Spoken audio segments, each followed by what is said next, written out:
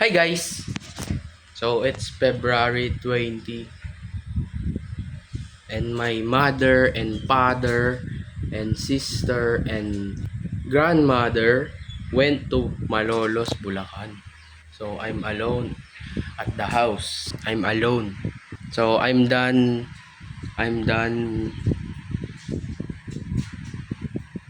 doing my chores.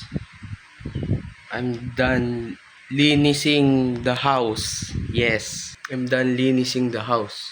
Now, I'm just gonna watch One Piece, guys. One episode of One Piece because 9:30. It's already 9:15, guys.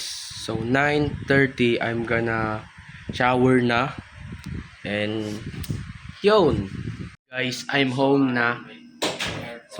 I'm home na. So my cousins gonna sleep here and sasamahan me.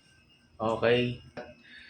I'm scared at myself. So my cousin is here to rescue me. Hi guys. So it's February 21 na now, guys. And I just woke up. And later on, I'm gonna linis again the house and wash the dishes. Before that, I'm just gonna play guitar. Yeah.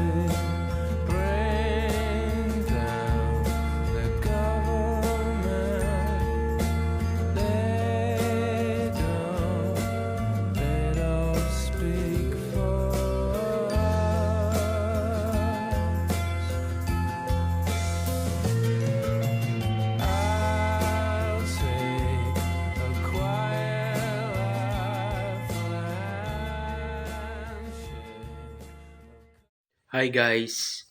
I'm done doing my chores and linising the house. So now we're gonna watch TV. Just gonna watch my favorite series, The Chosen. The Chosen, guys. I recommended to watch The Chosen to you guys. Let's go. Hi guys, we're in McDo. It's February 21, 6:40 ay 6:24 PM. We're in McDo. This is Puyok, Manuel, Brian. So we're eating in McDo. Fuck you, come. Yeah, God bless you all. Hi guys! So it's February 22 for today. It's Sunday. So my mother and father and ate and grandmother is gonna come home tomorrow, Monday. So there is my cousin and his cat and my Denver daughter. So I'm gonna do my chores. So I did the dishes already and I did the waters. I put some water in the comfort room. So let's go. Let's linis the sala and the kwarto. Let's go. Hey guys, we're eating corn. Corn cob.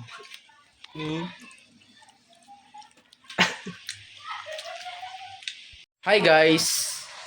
So, it's February 23 now. So, my grandmother and my sister and my mother and my father. Where is my father? And my father is here now.